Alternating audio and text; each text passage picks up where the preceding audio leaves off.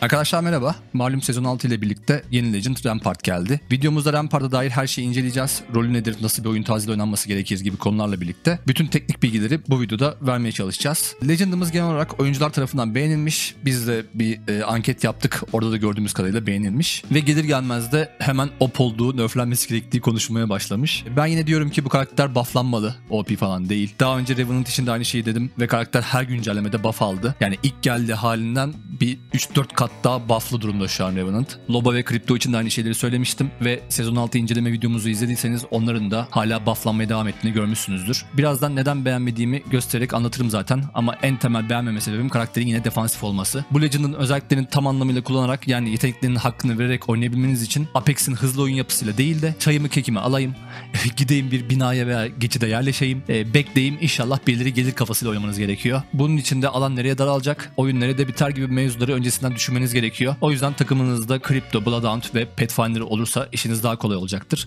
Bu Server Beacon olayı yüzünden. Ne kadar erken gidip camplerseniz çayınızı o kadar rahat içersiniz. Çay söyleyeyim abi. Yok ben söylerim çay. Sen içeri geç içeri.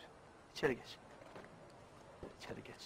Birazdan teknik özelliklerini zaten anlatacağız ama karakterin agresif oyun tarzına uygun tek özelliği pasifi. Onun dışında tamamen defansif bir karakter. Karakteri bu kadar gömdükten sonra artık özelliklerini incelemeye geçebiliriz. Demin bahsettiğimiz pasif özelliğinden başlayalım. Rampart ufak tefek bir hatun olmasına rağmen ağır makineli silahlarla arası çok iyi. Bu yüzden Spitfire, Devotion, Elstar ve kendi ultisi olan Shield'ı kullanırken daha fazla şarjör kapasitesine sahip ve reload yaparken de daha hızlı yapıyor reloadunu. LMG kullanırken şarjörleri %15 daha fazla, reload süresi de %25 daha hızlı. Yani 63 mermi bir Spitfire ile gördüğü her şeyi ateş eden agresif bir oyuncu olabilirsiniz. Bu arada es geçmeyelim, Elstar'da şarjör kapasitesi yok ama Rampart Elstar kullanırken silah daha geç ısınıyor. Şimdi gelin tactical özelliği olan Amplified yani Amped Cover yeteneğine. Aklınızda olsun, yabancılar buna A-Wall diyor. Yani A duvar gibi düşünün. Takım içi konuşmayla biri size I need A-Wall falan derse eyvallah deyip cevap vermeyin. Şimdi bu duvar yeteneğinin 3 charge'ı var. Yani birini kullandığınızda kalan ikisini de arka arkaya koyabiliyorsunuz. Bu üçünü kullandınız. Bekleme süresi dolduktan sonra da 4. ve 5.yi de yerleştirebiliyorsunuz. Bu bekleme süresi de 30 saniye bu arada. Ama 6.yı koyduğunuzda ilk duvar yok oluyor. İlk koyduğunuz duvar kayboluyor yani. Yani toplamda 5 tane duvar koyabiliyorsunuz. Duvara koyduğunuzda koyduğunuz tarafın rengi mavi, diğer tarafın rengi kırmızı oluyor. Koyduğunuz taraftan mermi geçiyor, karşıdan mermi size gelmiyor. Tek taraflı yani bu duvar. Duvardan attığınız hasarlarda %20 daha fazla vuruyor. Şimdi bu noktada hemen herkesin aklına o zaman duvarları arka arkaya koyarım. 3 duvar koysam %60, 5 duvar koysam %100 gibi hesaplar geliyordur. Ama öyle olmuyor. Arka arkaya koyduğunuz duvarlardan sıktığınızda öndeki camlar kırılmaya başlıyor. Yani attığınız hasar önemli değil. Mermi birden fazla duvardan geçtiği zaman en öndeki duvarı kırıyor. Tabi ateş etmeyip sadece defans amaçlı kullanacaksanız arka arkaya koyulmuş duvarlar ekstra koruma sağlıyor. Yani duvarlardan size ateş eden kişiler önce ilk duvarı sonra diğer duvarları kırmak zorunda. Teknik özelliklerine gelecek olursak da duvarın alt kısmı ve üst kısmı ayrı cam puanına sahip.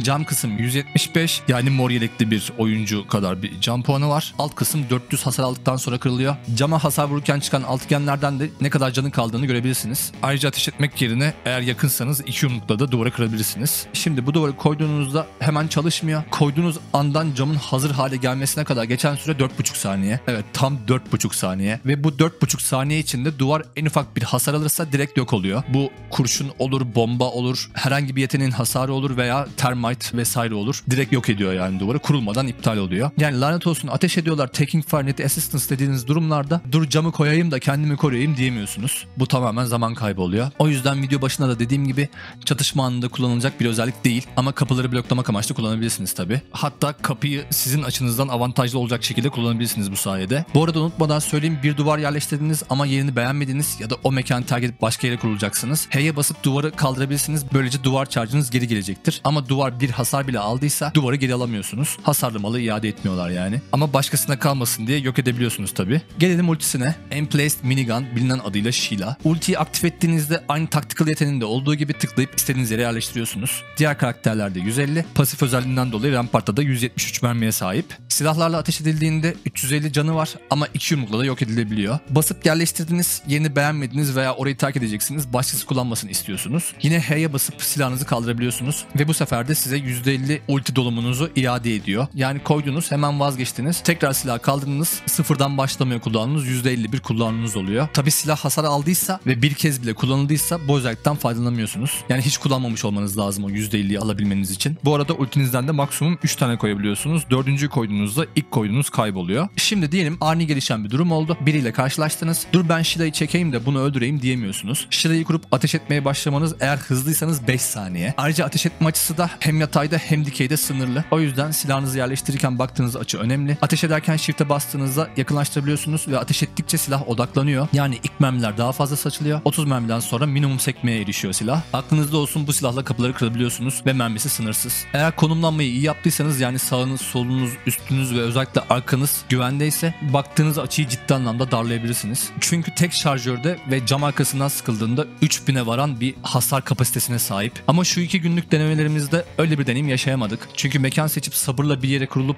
düşman beklemek bize çok sıkıcı geliyor. Bu tarz oynayanlar tabii ki var. Biz de karşılaşıyoruz. Bundan keyif de alabilirsiniz. Ama biz Apex'in hızlı oyun yapısına uygun bir karakter olduğunu düşünmüyoruz. Legend hakkında diyeceklerimiz bu kadar. Bu video yeni sezon rehber serisinin son videosuydu bu arada. Bizim için de yoğun bir süreç oldu. Biraz ara verip dinleniriz. Birkaç gün sonra gameplay'lerle yine burada oluruz. O zamana kadar kendinize çok iyi bakın. Videoyu beğendiyseniz de beğen butonunu kullanarak ve arkadaşlarınızla paylaşarak bize destek olabilirsiniz. Görüşmek üzere.